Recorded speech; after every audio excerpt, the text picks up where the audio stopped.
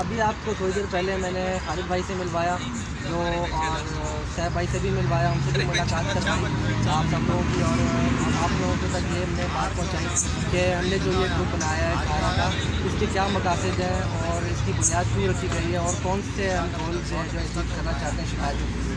तो उन्होंने अपने ख़यालात का इज़हार किया, उनसे मैंने आपको मिलवाया। अभी आप देख रहे हैं मेरे पीछे जो है वो ये खड़े हुए हैं, तो ये माशाल्लाह से हमारे शिकारी हज़रात हैं जो हमारे ग्रुप का हिस्सा है। माशाल्लाह सीनियर मेंबर्स भी हैं, इसमें जूनियर भी हैं। इनसे पहले हम मुलाकात करवाएं। ये जमील भाई, जमील भाई क्या हाल चाल है? अच्छा, ये अनवर भाई, अनवर भाई से मुलाकात करवाते हैं। ये अनवर भाई हैं, माशाल्लाह हमारे सीनियर मेंबर हैं, बहुत पुराने शिकारी हैं। अस्सलाम वालेकुम। ये है मेजर ज़फ़र, मेजर ज़फ़र से आपकी मुलाकात करवाते हैं। जाने माने शिकारी हैं माशाल्लाह से, और कराची का कोई ऐसा शिकारी नहीं होगा जो इन्हें ना जानता हो। और ये है अली भाई, माशाल्लाह ये बहुत यंग है, बिल्कुल एनर्जेटिक है और अच्छी दोस्ती भी है मेरी इनके साथ, और माशाल्लाह से अच्छे शिकारी हैं। अस्सलाम वालेकुम। ये है ताहिर भाई, ताहिर भाई माशाल्लाह से ये भी बहुत अच्छे शिकारी हैं। बहुत ज़्यादा इनका एक्सपीरियंस नहीं है, लेकिन ये हमारे ग्रुप में आज आए हैं और बहुत कुछ इन्होंने सीखा है और सीख रहे हैं। और इस ग्रुप को बनाने का यही मकसद था कि हमने जो है वो नए आने वाले शिकारियों को, और पुराने शिकारी हैं, और मतलब ये एक ऐसा स्पोर्ट्स है, मतलब इसमें इंसान सीखता रहता है। सिर्फ इसमें रूल्स एंड रेगुलेशन के अलावा, अपने हकूक़ के अलावा हमने बहुत कुछ सीखा भी है इस ग्रुप में। मैंने ख़ुद बहुत सारी नई बातें सीखी हैं। तो अभी जो है वो मैं से आपकी बात करवाऊँगा। सबसे पहले हम बात करते हैं मेजर ज़फ़र से और उनसे जानते हैं एज अ शिकारी फील्ड में और उसके अलावा सीज़न के अलावा इन्हें किन मुश्किलात का सामना करना पड़ता है और क्या मुश्किलात दरपेश आती हैं इन्हें, और जिसका जो है वो खारा को स्टेप लेना चाहिए और उसके लिए काम करना चाहिए शिकारों के लिए। अस्सलाम वालेकुम। जी ज़फ़र भाई, आप अपने ख़यालात का इज़हार करें और बताएं कि एज अ शिकारी क्या मुश्किलात आती हैं एक शिकारी से। ब्रदर, मैं कोशिश करूँगा कि मुख्तसरन ही आपको बता दूँ कि क्या प्रॉब्लम शिकारियों के लिए है। स्पेशली कराची के शिकारियों के लिए बात करूँगा कि कराची के सराउंडिंग जो शिकार के एरियाज़ हैं वो एरियाज़ प्रॉपर्ली खोले नहीं जाते, क्योंकि उसमें फ्यूडल्स का जो है वो उसमें एंट्रेंस जो है ना वो असरअंदाज होता है बहुत ज़्यादा, और लोकल शिकारियों के लिए बहुत ज़्यादा मुश्किलात क्रिएट करते हैं। उन्होंने अपनी लोकल एक फोर्स बनाई हुई है जो वेपन के साथ जंगलों में होते हैं और शिकार करने वालों को खुले हुए एरियाज़ में, ओपन एरियाज़ में शिकार करने से रोकते हैं। एक तो ये बहुत बड़ा इशू है। दूसरी ये कि शिकार जो है सारा साल नेटिंग की जाती है, जिसके ऊपर वाइल्ड लाइफ प्रॉपर कोई स्टेप नहीं ले पा रही जिस तरह वाइल्ड लाइफ को स्टेप लेना चाहिए।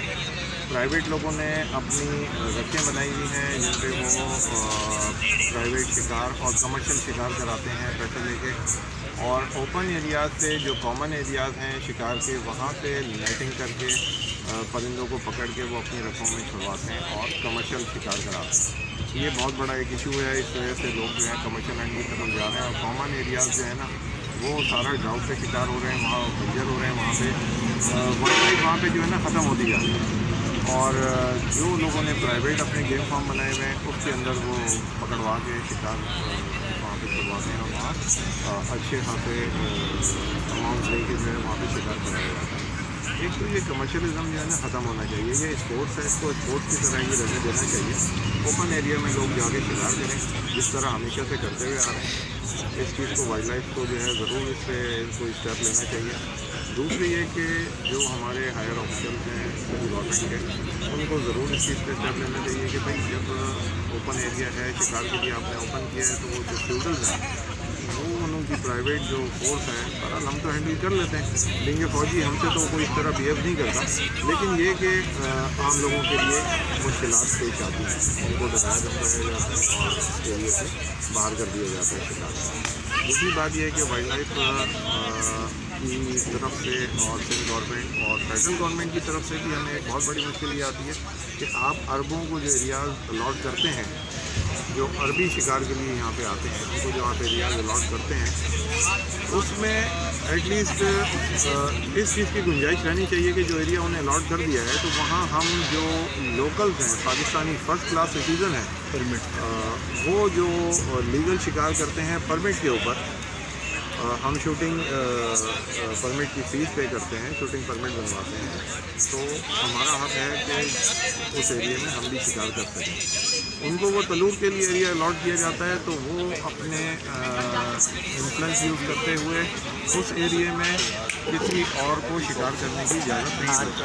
उसमें रुकावट आती है, उसमें उनकी एक प्राइवेट फोर्स होती है जिसमें उनको सिंध गवर्नमेंट की और वाइल्ड लाइफ की सपोर्ट हासिल होती है और वो लोकल्स को उन इलाकों में शिकार करने नहीं देते। तो इस चीज़ का भी सिंध गवर्नमेंट को और स्पेशली वाइल्ड लाइफ डिपार्टमेंट को नोटिस लेना चाहिए कि भाई जब आपका सारा जो सिस्टम है वो चल रहा है, जो वाइल्ड लाइफ है WWF, वो भी आपको फंडिंग करती है, तो आप अरबों को यहाँ शिकार कराने के लिए क्यों अलाउ करते हैं? तो ये छोटी छोटी चीज़ें बज़ाहिर लगती हैं, लेकिन बहुत बड़ी बड़ी चीज़ें हैं, क्योंकि बहुत सारी बातें मैं कवर रखना चाह रहा हूँ, नहीं कहना चाह रहा। उसके सियासी असरात होंगे, सियासी हम कोई बात करना नहीं चाहते, हम तो शिकारियों के हुकूक़ की बात करना चाह रहे हैं सिर्फ। तो ये चीज़ें अगर आप शिकारियों को अलाउ करें कि अरबों को अगर कोई एरिया अलाउड किया हुआ है तो उसमें जो है अलाउ करें कि लोकल शिकारी उस एरिया में शिकार कर सकें। वो तलूर के लिए अलॉट करते हैं, तलूर वो मारे, हमें तलूर में कोई इंटरेस्ट नहीं है, हम तीतर और सैंडग्राउस और बटेर के शिकार करते हैं, तो उसके लिए हमें अलाउ किया जाए उन एरियाज़ में। और कराची के सराउंडिंग जो एरियाज़ हैं उनको खोलना चाहिए। स्पेशली सुपर हाईवे के लिए मैं जिक्र करूँगा कि सुपर हाईवे का राइट लेफ़्ट जो है वो नहीं खोला जाता, उसमें भी मेरा ख्याल है कोई अरबों का इन्फ्लुएंस है जो और फ्यूडल का इन्फ्लुएंस है, जिसकी वजह से उन एरियाज़ को नहीं खोला जाता। और मैं दोबारा अर्ज़ कर दूँ कि जो मैं ये बात आप लोगों से कह रहा हूँ उसमें कोई सियासी अज़ाइम नहीं है, ये सिर्फ शिकारियों के राइट्स के लिए मैं ये बात कर रहा हूँ कि जो फीस पे करके जो हंटिंग परमिट बनवा के एक जो कानून के मुताबिक है सारी चीज़ें, तो इसको ज़रा देखा जाए और इसके लिए कोई ज़रूर कदम उठाना चाहिए।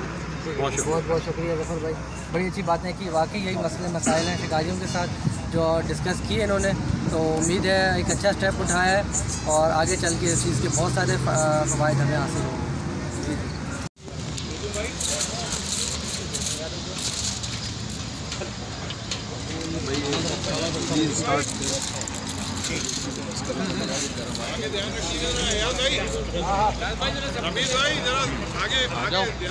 बस फिक्र नहीं करें, बिल्कुल सब कुछ सिनेमैटिक्स सारे सिनेमैटिक्स सामने सब भाई हैं और हम सब एक दूसरे के साथ वन फैमिली इंटीग्रेटेड हैं। किसी के भी इख्तलाफात हैं, कोई भी इख्तलाफात हैं, ग्रुप से बाहर, ग्रुप में नहीं, ग्रुप में सारे दोस्त हैं, भाई हैं और हम सबका एक म्यूचुअल शौक़ है। ये हम सबका एक म्यूचुअल शौक़ है और ये वाहिद एक फील्ड एक्टिविटी है, ये वाहिद एक फील्ड एक्टिविटी है जिसने बहुत से ऐसे लोगों को जिनके अंदर फ़िज़िकली कोई प्रॉब्लम भी अगर आया है तो उसको ज़िंदा करके रखा हुआ है और वो आज भी खड़े हुए हैं इस शौक़ की वजह से, क्योंकि ये शौक़ कभी किसी को बूढ़ा नहीं होने देता है। आप लोग बहुत बहुत ज़्यादा खुशनसीब हो, वो इसलिए खुशनसीब हो कि आपके ग्रुप के अंदर बहुत सारे लोग ऐसे हैं हमारे सऊद भाई हैं, हमारे फरहान भाई हैं, अयाज़ भाई हैं, हमारे शकील साहब यहाँ बैठे हुए हैं, ठीक है ना, अमीन भाई हैं हमारे, और भी यहाँ पे नासिर भाई हैं। इनकी एज है, इनका एक्सपीरियंस है। आज अली ने एक बात कही थी, अली वो बैठा हुआ है, इसने एक बड़ी प्यारी बात कही, यंगर है, इसने ये कहा कि हमारा ये स्पोर्ट ऐसा है जिसके अंदर एज, एक्सपीरियंस, सीनियरिटी जो है वो इतनी ज़्यादा काउंट नहीं होती है। ये मेरा छोटा भाई है। मैं इसको एक बात बताना चाह रहा हूँ कि आप अपनी लाइफ में जो अचीव करते हो ना 20 साल 25 साल में, आप अपनी स्किल्स को डेवलप कर सकते हो। किसी सीनियर को देख के बहुत अच्छा मारने लगोगे आप, ठीक है ना, जल्दी सीख जाओगे, छोटी एज में बहुत अच्छा सीख जाओगे। लेकिन जब तक आपकी एज फैक्टर नहीं आएगा आपको एक्सपीरियंस जो है वो नहीं आएगा। एक्सपीरियंस क्या होता है, एक दफ़ा एक चीज़ सीखी, फिर कुछ सालों के बाद वही चीज़ दोबारा सामने आई, फिर सीखी, वो उस वक्त हो गई मैच्योर, और तीसरी दफ़ा अगर होता है तो वो बिल्कुल ही मैच्योर्ड हो जाता है। तो उसकी बताई हुई बात जो है बहुत एक्सपीरियंस की होती है, फिर वो चीज़ आती है बड़ी एक्सपीरियंस से। और एक्सपीरियंस के लिए जो है जितना आपके लाइफ स्पैन के हिसाब से एक्सपीरियंस हुआ है, 40 साल का, 50 साल का, 55 साल का, वो काउंट होता है।